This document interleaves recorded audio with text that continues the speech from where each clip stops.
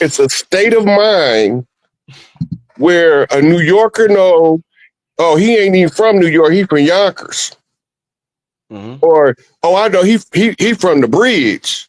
Yeah. Y'all know each other in y'all state by geography according to how you think. The tribes have imprinted electromagnetic wavelengths that's been layered for eons on top of each other. Right. So when you in New York, when you in your New York state of mind and you follow what you know from New York, you can fit in anywhere. But when you in your Tennessee state of mind, you in your country boy state of mind, you can only fit in similar environments. Right. The New York state of mind literally is the ability to rapidly change from one mentality to another as you travel the boroughs. You're not going to act the same in Brooklyn as you're going to act in Manhattan. You're not going to act the same because you're going to get a result that you're not looking for when you go there. Right? So when you cross 110th Street, when you're going uptown, you're not going to have the same mentality as when you finna cross the bridge in New Jersey. Change your state of mind. Yeah. You're changing your state of mind. The state of mind that we develop in any given geographical landmark called a state, right? State really just means condition.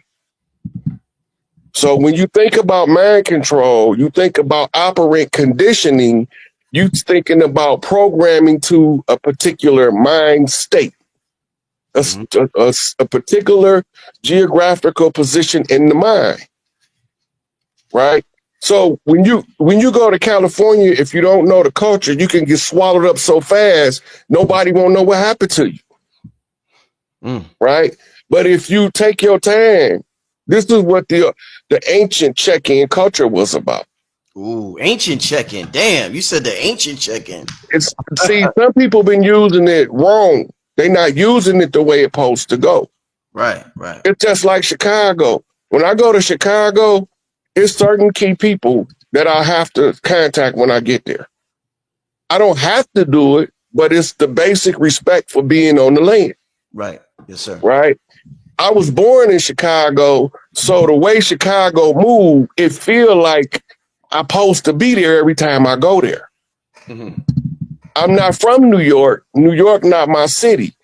And because of the way the New Yorker is, it's uncomfortable to me because I have to be hyper vigilant in order not to make a mistake and disrespect New York culture. Right.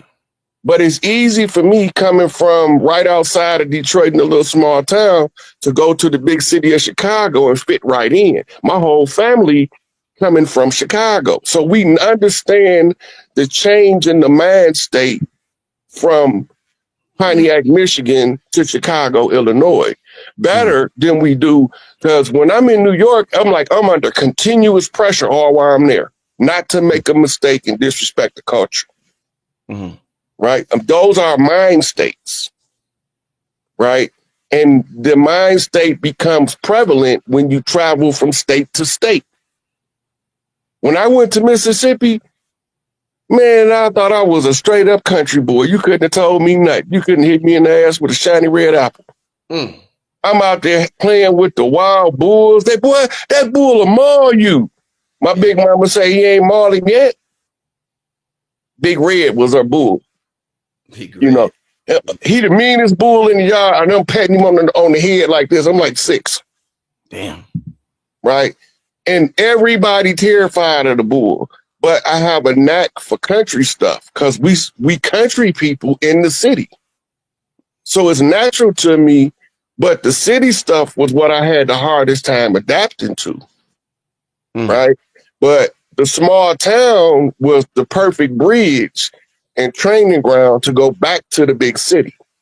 So you take the country boy to the small town, you teach him the ways of the small town, and now he could take that microcosm and expand it to the macrocosm of a bigger city. This is the same thing you do when your emotions make your mind change from one thing to the next. Emotionally, if I see him, I'm gonna hit him in the mouth, right? But when my man come up and he coming up with you with open arms and he ain't got no malice, that zaps that mind state. You can't just hit him in the mouth now. That's facts. That has happened to me. That's facts. Yeah, you was mad at the junkyard dog in the hubcap cemetery. As soon as I see him, it's on sight. Yo, somebody can neutralize you when you come with that anger. And they listen, brother, I'm sorry. You be like, the energy just vanishes from you, bro. That consciousness, bro. It's mind-boggling, man. Right. Because you adjusting your mind state to suit the condition. It's the same as when you go to Florida, that's the finish line. Yeah. Anytime you cross Florida, you're supposed to experience the feeling of celebration if you from this land at this particular time. Right? So now you seeing them all coming out, boots on the ground, and asking where them fans at. The country talk, the boots are shit kickers. Yeah. And they trying to kick the shit to the fans so they can get it over with. The boots on the ground. Right. And I want to ask you about this. I'm going to take this clip and I'm going to put it on Instagram. Rod, what is it about? And I'm sure we talked about this. Because I always talk about, before we do this, I want to do something. Actually, before we start the show tonight, we got over 2,000 people in the chat already so far. So I know what type of night it's going to be. But I want to set a certain tone since we're talking about altered states of consciousness. You know how the players on a basketball court, when things are too chaotic, Rod, sometimes the coach calls a timeout and they sit down and they regroup. So it's important, and that goes into Rod taking a spiritual timeout for a month from YouTube just to regroup. So it's important for us to take that spiritual timeout, even if it's for a minute out of a day, family, and to really appreciate our essence, our divinity, our true identity, where we come from. And thanks for participating in that with me, including you, Rod, including you, my brother. So I want to comment on the singing bowls. Yeah, go ahead, my brother. Go ahead. Somebody in the comments called it ignorance and said we're not in Japan. What they don't understand is the bells was removed for a reason. Mm-hmm. They took the bells from us. They took the singing bowls from us. They took the only thing we got left is maracas and cymbals and tambourines in the church. Right? The understanding of frequency and vibration is the beginning of the understanding of creation. Because you don't want to hear it because you believe it's a foreign culture. All culture on earth came from what you call the Arizona desert. All cultures. Japanese culture, Chinese culture, Hindu culture, barbarian culture, Tartarian culture, whatever name you want to give it. The original earthborn was settling the world from Arizona first. And all of these tools that you see is the tools that was to help us break free.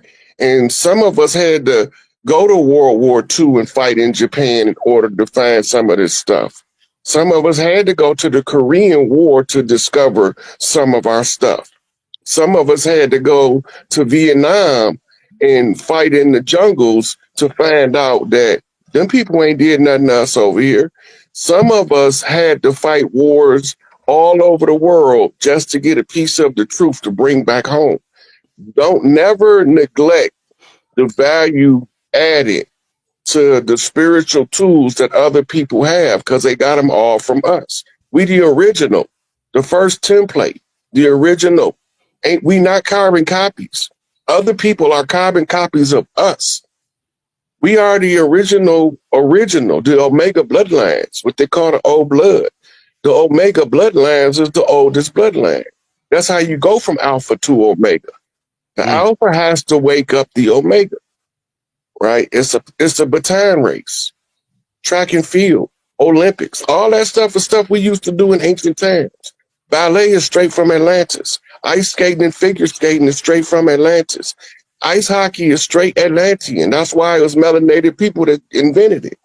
Right. You know, so stop being so bigoted, because that's one of the divide and conquer tools that keep us oppressed. It's closing our minds off to stuff that work because you don't think it came from you. And if you one of the originals of the earth, anything on earth came from you. You can't be second and then everything originate from you. If you the original organic Mississippi clay dirt walking, or if you from the what they call the motherland, from the Black Aswan dirt clay of the Nile, you still have to be able to see the benefit in other people's culture, because those are spin-off cultures, right? We don't throw away the original sitcom because it has spin-offs. And sometimes you have to go back to the original sitcom to understand a particular scene in the spin-off, right? So it's the same way that we take these tools that we use for spiritual awakening from all over the world. Right. You know, and I had another question in mind, but I like to go with the flow. So you're talking about tools that we're taking from all over the world. This comment right here, I felt that going from South Africa. I got a lot of people from South Africa who tune into the show. So shout out to everybody from South Africa. When I was young, I had a kid in my school from South Africa, and he became one of my closer friends named Sikkim. His name was Sikambuzo Dalamini. So if he's watching, shout out, yo, the dude I was cool with, South African name was Sikambuzo Dalamini. Shout out to him. And he used to tell me a lot about South Africa. And what I want to ask you is that my whole life I've heard things about, I felt the connection to South Africa in terms of the information, and you hear about the Credo Mutwa, you hear about the Zulus, and the Zulus was very inspirational, Shaka Zulu, and we hear about so many things with South Africa. A lot when they was going through their apartheid thing, a lot of Black Americans over here, the musicians, Smokey Robinson, we was making noise over here to help them out over there in South Africa. And we were still going through the same struggle. We're still going through the same struggle. Tell me, and since we're talking about states of consciousness, and you talked about that New York state of mind, I'm from Harlem. I got that Harlem state of mind. What is it about South Africa? South Africa is very interesting. What's the deal with South Africa? In the ancient times, that's where the first major gold mines in Rafali, South Africa was. That's where the people was being imported to South Africa from all over the world to aid in the mining of gold. It's some of the oldest gold mines on earth is in South Africa. And that was because it was called the Abzu at the time, and it was under the direct jurisdictional reign of Enki, right? The land of Enki, his children is the all of those giant tribes in Africa, yo Dinka, yo Mandinga, yo Zulu, everybody that's not what you call a San or a Twa are children of wives that he had from the San and the Twa that made those big people. And if you remember, Gil Scott had the song, Tell Me Brother, Have You Heard about Johannesburg? Come on now, what's the word? It's Johannesburg. And the Johannesburg, South Africa, was a replica of Birmingham, Alabama, and the oppressors' cycles of oppression. We was able to see over there what we was too close to see over here. You gotta remember, sometimes you're too close to a thing to see it for what it is, but when you see it at a distance, it helps you clear your vision up about what you're seeing over here. They had some great men. My favorite South African is Stephen Biko. Everybody else was on the Mandela train, and I was like, well, what about Biko? Why y'all don't want to remember him? Because he sounds too much like Malcolm X, right? And the kindred tribe to the Zulu is the old Mississippian of the Americas. So when you see a Zulu rise to power in South Africa, it's either the what they call a precursor to a rise of an old Mississippian over here, or it's a response to the rise of an old Mississippian over here. The quintessential Shaka Zulu old Mississippian is Chief Malik Angel Bay, who we call Jeff Ford. He has that same Shaka spirit, but he not probably as big as Shaka, but his energy is just as big. His insight into his desire to defend his people is just as big. His military strategic acumen is just as sharp. That's why they don't want him out of prison, and they trumped up that case and called him a terrorist before they even knew what a terrorist was. They still don't have a definition. But all of that was to prevent him from organizing the troops and meeting all of the other chiefs face to face in the street. Because once they do that, then we're able to put up a resistance, right? Not just South Africa. If you go and study the Mau Mau from Kenya, right, you get the same feel as when the settlers was over here and we was trying to come up with a way to conquer the colonizer.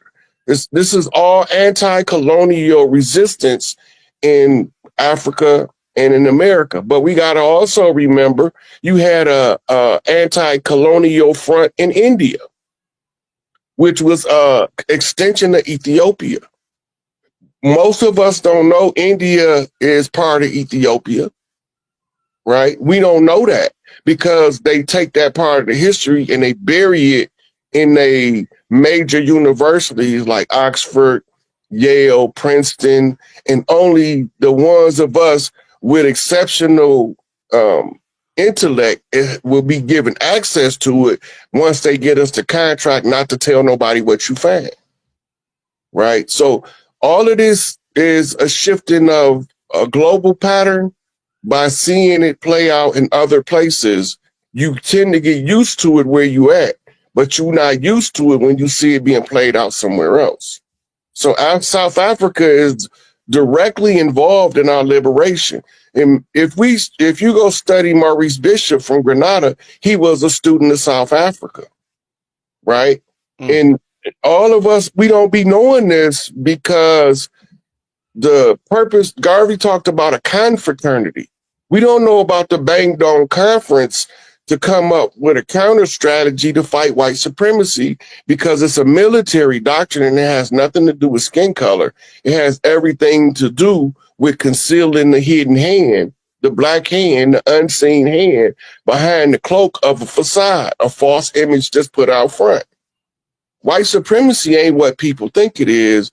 And when I first heard Neely Fuller's statement, when I read the ISIS papers by Francis Welsing, if you don't understand white supremacy, everything you think you understand is only confusing you. Yeah. That was a wake-up call for me because now I have to figure out what is this thing, white supremacy, which is global colonization, military conquest of the entire world, using factional fractions under the pretense of something called the white man's burden that was an edict of the Pope. So we traced it all the way back to the Pope, but we don't even know that the Pope ain't even the power structure. He's what you call the CEO. He's just the face that represent the ones that don't want to be seen. Somebody got to be seen. So they put their cat's paw, they fall guy, they Colt Seavers, they crash dummy out front to take the heat while they can count all of the money in the back without worrying about nobody bum rushing the door. I'm at the door.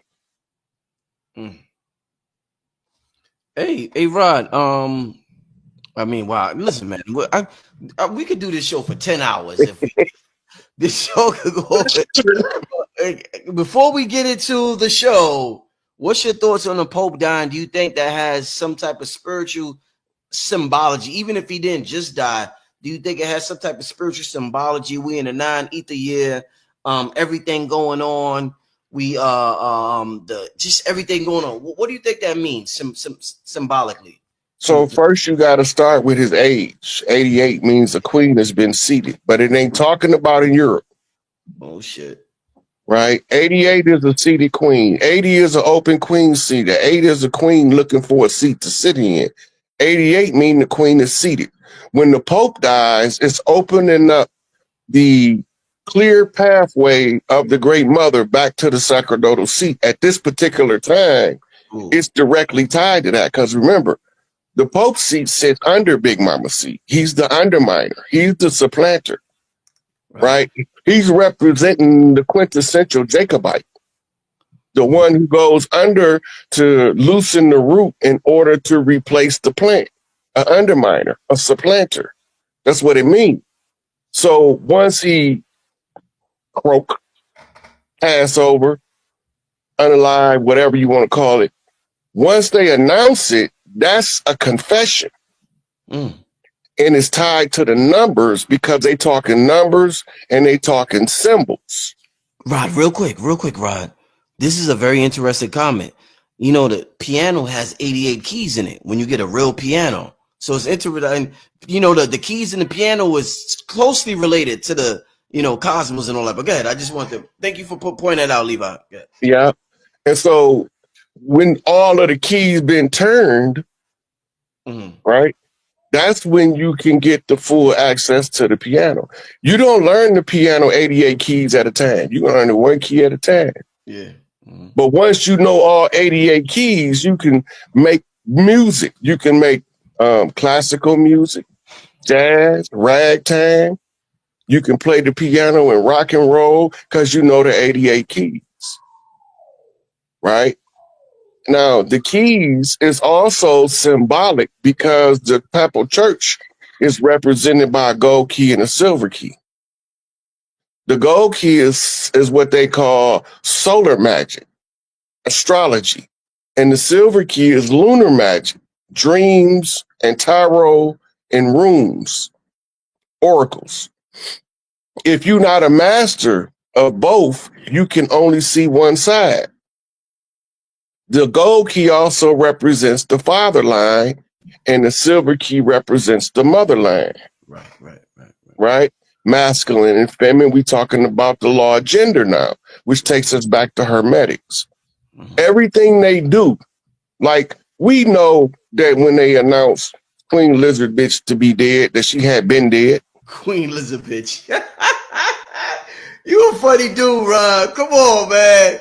You a funny dude. Go ahead, though. Go ahead. We know this robotoid that they call Francis. That's why his hands don't come down on his body, because he's a robot. When you said it on my show, I said Rod is bugging the fuck out. But go ahead, though. Go ahead. Don't make me send you the receipt, Rich, because you know I will. Oh, man. You know how I send you the receipt of them sliding his ass under the bunk, because it's in my. All I gotta do is go through my Facebook feed, and I'll find that receipt and send it to you, and you'll be like, "I thought he was crazy." Oh man, because I got the receipt, right? But all of this, okay. So now, what the papacy? When a woman go to the gynecologist, what kind of smear do they give her? It's called a pap smear. Pap smear, yeah. So now you dealing with somebody that's blocking the vagina, a papacy. Ooh, you tried that? Oh, you gonna do it like that? That's what it is. The papacy, you gonna do it like that? I see you. Yeah. Go ahead. It's also the poop deck pappy on the pirate ship. That his job is relegated to cleaning up shit. So all these words is tied together. Oh. But while you're dealing with the papacy and the poop deck pappy, go all the way back to Egypt when Osiris was fighting Apep. Apep. And what happened with that fight, Rod, for those who don't know? It's the eternal fight against chaos versus order. As long as the father is available, he can fend off the chaos. Yeah. But when Set slays the father, the chaos ensues. That means that there is a contesting of the throne, because he's not the rightful heir, but he's sitting there. He can't sit on it. He can only sit under it. The divine father can't sit on Big Mama's seat. Right? So when you look up, if you look up the wheel of Osiris, he's sitting there in his 12 zodiac signs around him. But when you look up the wheel of the great mother, she sits on the 13th seat. The void is in the middle. That's the eye. The eye at the center of the universe is the all-seeing eye of the great mother. She is the one who electrifies with energy called Shakti, the eye that brings the light into the world as a sun. So this is where your Heliopolis and your solar worshipers is talking about when they honoring the father, but they trying to make you forget the mother. You can't honor the father and neglect the mother because he came from her. He ain't got no womb. He can't spit no babies out no womb. They've been trying to replicate it for thousands of years, and every time they get close, they fail so miserably, they reset the clock. Ain't no more resets now. They done. They 6,000 years of trying to figure out how to make a man have a baby like a woman. It's over. They know it. We know it. This is all tied to the Pope because the Pope is supposed to be a woman in that seat, not a man. And he's supposed to wear a black dress, not a white dress. That's why they called her the Black Madonna. She wore a black dress with gold trim. But now they got him with this white dress because that's supposed to be the nuns. The nuns is the mirror reflection of the primordial noon. It's all in the doctrines, but it's so scattered out, we don't know what we're looking at because we all forgot the holy drama, which is the story that is the blueprint to reclaim and restore order to everything. Whenever the chaos takes over, you know it. Because you have people behaving in chaotic manners. You have a misunderstanding the roles of gender, the roles of education, the breaking up the families. All of that's part of the creation of the chaos to play out on the ground as it plays out in the greater universe. As it decaying society, entropy is the building of the chaos. And this is why all of those secret societies say from the chaos come order. Yeah. Aleister Crowley and all of them, right? Yeah. Like Crowley, they call him evil. He was from the left-hand path. But we don't even know what left-hand path means. I mean, Rod, he was into like semen and blood type shit. You know what I mean? Like he was okay, now, we got to go. If you really want to understand Crowley, you got to go back to where he started. Crowley said, I'm going to go into the Masonic lodges to find out what's going on. And when I get done mastering all they BS, I'm going to give it away for free to everybody in the world that want it. Oh, that's what he was doing? That's what he said he was doing. When he was a teenager, he made his mind up to infiltrate the Masonic lodge and any other secret society that's being used to oppress masses of people, right? He was a natural pervert. You can't send no straight-laced dude in to drag some perverts out. You got to send a pervert. That's a good point. That's a good point. That's why when everybody talk about Puffy, I say, okay, well, who is Puffy trying to drag out? You got to remember, it's a whole movement going on the land. But you can't send no heterosexual in the pack of homosexuals that tell him that you want to drag him out in the open. He ain't gonna never get him out unless he get turned out. Ooh, yo, this motherfucker dropping it tonight, y'all. Come on. Go ahead. I'm sorry. Whatever happened to Puffy, he better not let Clive get away. That's all I can tell you.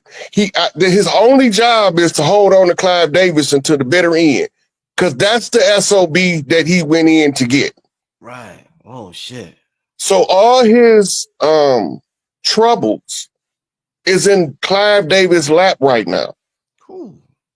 And Clive Davis got a series of associates that's begging him to have somebody X him out while he in the lockup. They want him dead. because they know if Clive go down, it's taking down Lyle Cohen, it's taking down Ted Fields, it's taking down what was the dude for Tommy Mottola, Jimmy Iovine, all of the ones that's been physically protected by the Jewish Defense League, the same people that had hits on all of your favorite celebrities. They the same ones that it hasn't changed in 500 years of their oppression. The only thing they just keep tricking you as to what the real dirty hands look like. And Noble Drew Ali showed them to you. And we still don't believe it. We the many, they the few. Mm-hmm. Remember, it was only a third of the angels that fell. That means that it was 2/3 still on the ground. Mm-hmm. So it's 2/3 against 1/3. They not smarter than us individually or collectively, but they had an upper hand because they was concealed amongst us. Mm-hmm. So that gave them a chance to get a head start in the fight. They got a head start. They almost got to the finish line, but they were so busy doing their dirt, they have to call the same people that the righteous got to call to finish the game because they don't know what to do next. Mm. So now we all get together and we say, okay, everybody take a piece of this puzzle and somebody gonna put it all together. So we go back, we read the Nation of Islam, Dr. Elijah Muhammad tell you what he tell you. Clarence 13 next tell you what he tell you. Yahweh ben Yahweh tell you what he tell you. Noble Drew Ali tell you what he tell you. It go all the way back. Marcus Garvey tell you what he tell you. Frederick Douglass tell you what he tell you. And you got in order to win a protracted struggle, we don't study protracted struggle. It's only a couple kids from the Panthers, a couple Vice Lord kids from back in the day that have been studying military strategy. It's a couple of them up that they've called 5%ers in New York that study this protracted struggle enough to know where they dog at in the fight. Mm-hmm. Most of us don't know where our dog at in the fight. So we think we kicking somebody else's dog. We kicking our own dog. And now we made our own dogs turn against us. Mm. Right? Dr. Clark told you just because a statement is not true don't mean it's not used to carry a piece of the truth in it. Mm. Mm. Right? And this is a hard thing for us to understand because it's code talk. Right? Gil Scott says the ghetto code to the deep dash. Right? Sound like Bugs Bunny or Woody Woodpecker. It's all in there. They telling us the code and how to read it. But we so busy trying to go along to get along that we just angry sheep. I call them angry sheep. Because they'll F you up about their master, but they're not going to do nothing for liberation.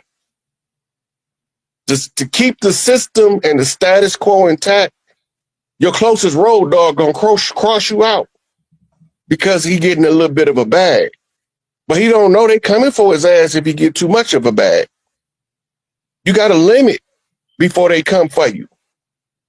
If you go back to the Fab Five Freddy Tupac interview, you see over the next 5 years, y'all gonna see the evolution in y'all face.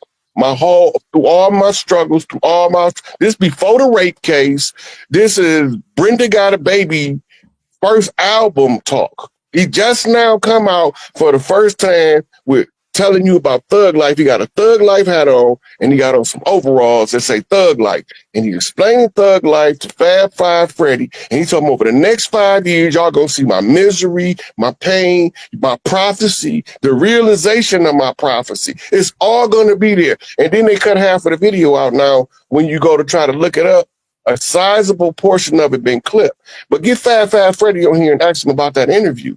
Everything Tupac said was done with a meticulous purpose from a military strategic mind. He just used entertainment to do it, right? Because it's just like E40. The OG's been telling me for years, man, E40 connecting the Chiefs behind the scene, that music just to cover. Coming to find out, he been doing it the whole time. Now he done got his status up so much, that the people that's behind the scenes scared to do anything to him because they don't know if it'll be the spark that ignite the mass tribal rebellion of all of the tribes, right? So they try to catch you before your people know who you are. This is why they got to get Nipsey Hussle out when he start getting big. This is why they got to get rid of Pop Smoke early as possible. And they not going to send no foreigners. They not going to send nobody that don't look like you. They going to send somebody that looks just like you. They going to send somebody look just like you. Might even be from your same set, but he don't know he doing their work. He think he doing the work for his set. Why would they want Pop Smoke out of here? Pop Smoke was like, that's like drill rap. So why would they want him out of here? Drill rap is a war call. We can say what we want about drill rap. Drill rap is the battle call for the youth to stand up and get ready to fight. They hate drill rap more than we do. We don't, as our elders, we forget that when we was in our piss and vinegar stage, we was ready for that war. We was about that drama. Only problem was we didn't know who the enemy was. Mm-hmm. We didn't know they looked like us. They walk like us. They stand next to us. The only difference is instead of talking about how to solve the problem, they pour gasoline on the fire. Right? When we supposed to run that fade, we can't take the L with this dude standing next to us because now he gonna make sure he feed that fire until it become murderous vengeance. Right. When you run the fade, okay, you lost, go in the gym, get your training game up, get your skills a little sharper, and go back and try to run the fade again, but nobody died in it. This is the same thing talking about Shaka. Remember when Shaka first came and they was having what they call simulated combat, and he told his soldiers to handle them because the enemy that's coming don't play by our rules. We have to learn their rules, and their rules keep changing because they like to try to cheat the game. Right? So a lot of the elders got mad at Shaka, but the youth understood it. This is why it's critical and pivotal to get rid of the ones that speak like Malcolm spoke before the youth internalize that fire that he got. Yeah. Right? I made my business once I started becoming conscious to listen to Malcolm X as often as possible. Listen to Elijah Muhammad, listen to even Farrakhan. We don't even know how cold the strategic mind of Farrakhan is, but we about to find out. They so sleep on Farrakhan that they don't know what they done tried to kill him multiple times. It ain't like they ain't been trying to kill him. They didn't poison him. They didn't send snipers that the FOI done got him out of there before the sniper can get him. They didn't send everything at Farrakhan. But his strategic acumen, they did not expect that from a holy man, from a high priest, because his position on the land is high priest. They never expected him to have military insight, and he's commanding the FOI. If you look up the most trained security forces in the world, it's going to literally tell you Secret Service, FOI, KGB in that order. FOI. That means his security force is so well trained that they rival the greatest security forces of the Russians, the Israelis, the English, the Pope himself. Security, he had to put him in the Pope mobile. Let that sink in. He supposed to be the closest living man to God, and the dude walked up and plugged his ass. You're not finna get to Farrakhan like that. The only way you're gonna get him is an inside man. And as long as Mustafa's standing there, he gonna cower. They not gonna stand up to Mustafa while he's standing there observing over the security because they can't look into that type of fire and not flinch. Right? It's the same as a gunfighter. He sleep, he wake up looking down the barrel of a double barrel. He can't stay straight face. He gonna flinch. He wasn't expecting to wake up and see that double barrel shotgun. But we don't know none of this because we going about trying to just make a good life for our families as fathers, as mothers, right? And we allowing the system to run psychological ops on our children because we don't believe they doing it is the only reason it's working. The only reason they got this far is because they got in good enough with us for us to believe that we patriots. I'm not a patriot, I'm a matriot. I'm not for the patriarchy, I'm for the matriarchy.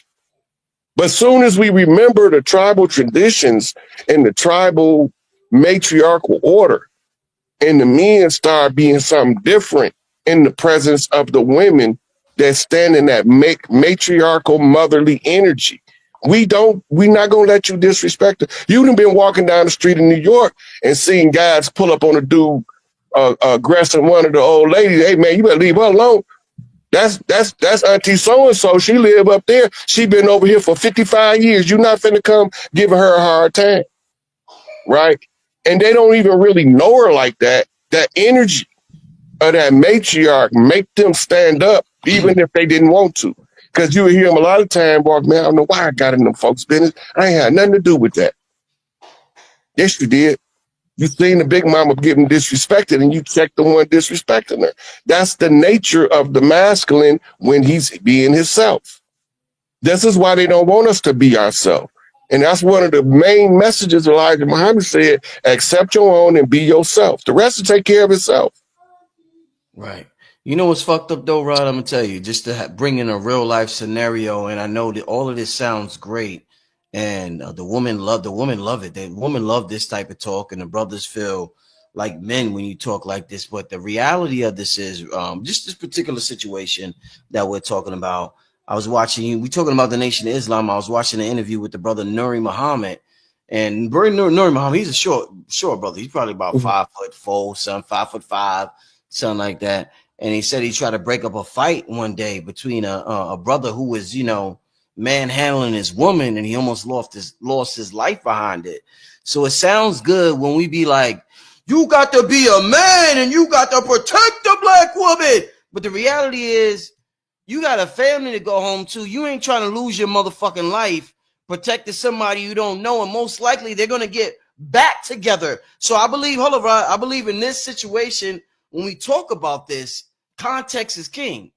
We have to take into accountability the context behind every situation, because you can't go out there being Captain Save-A-Hole and thinking I'm protecting the matriarch like that. That shit don't. The brother Nuri Muhammad almost lost his life. He's a leader. He's got a family. So this is how you gotta understand what you're talking about. I have seen the dude abusing a woman, and the guy stop him from abusing her, and she turn around and both of them beat the dude up for breaking it up. But that's not the same thing as what I'm talking about. That's what you call an imitation of life. It's a false facade. First of all, the big mama energy when she walk in. All you got to do is watch the babies. Watch the baby. They're going to run to her like they've been knowing her their whole life. And she going to be so happy to see him. That's the big mama energy. Not the energy of the one the baby's looking at her like, ooh, she stank. Right? The baby's going to tell you before the grown folks, because we've been desensitized. We've been Pavlovian programmed to only respond to certain situations. That's why it's so hard for men and women to be in a relationship right now, because they both trying to play each other's role. The man trying to be the dominant woman, and the woman trying to show him how to be a masculine man, and it ain't gonna never work. They ain't gonna never work. And a lot of what you're talking about, I've seen, but it got to be a point of reckoning in this collective society when it comes to the male-female dynamic. And, it's like people tell you race matter. The only reason race matter is because they need the race card to keep us divided. And that's the number one reason why it matters. But everybody that's powerful deal with people from other races without conflict, at least without open conflict. Most of their conflict be posturing and gestures. They don't fight. You're not finna see, well, you might see Ibrahim Traore punch one of them in the mouth, but it ain't too many of those world leaders gonna do something. But my boy might get down with one of them if he feeling that way, because he tired. He the same kind of tired I am, right? I slap all up, but the whole problem being is when you get to a certain level, whether it's the economic level, the social influence level, what they call political influence, is really social influence.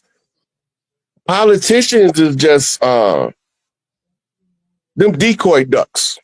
As long as you see politicians, you won't see the real power. You got to get rid of the politicians to see the power players got to step out front when you get rid of the politicians. Long as you got politicians, the real power players are shielded. They in office buildings and lodges in DC, in New Jersey, and in New York. Now they got a couple more lodges. They got one in LA, and they got one in New Orleans. Then that would be the people down there so hard on them, they can't even operate the same way as the ones in DC, Philly, New York, and New Jersey. The ones coming out of them lodges is the ones telling your politicians what to do. The ones coming out that lodge in California, that's who telling your handlers of celebrities, telling to shut up. Right? Them the ones that put the hit on Michael Jackson. Them the ones that put the hit on Tupac Shakur. Them ones in that lodge out there. Right? If I was to go to one of them and show you where the lodge at, it'd cause so many problems. And for me personally, I could just sit here and tell you where to look for them instead of going out there where they had boots on the ground, creating the problem, because they gonna laugh when they hear me telling y'all. It's funny to them that I'm telling y'all where they lodge is at. The original Dirty Players Fez's is in the Georgia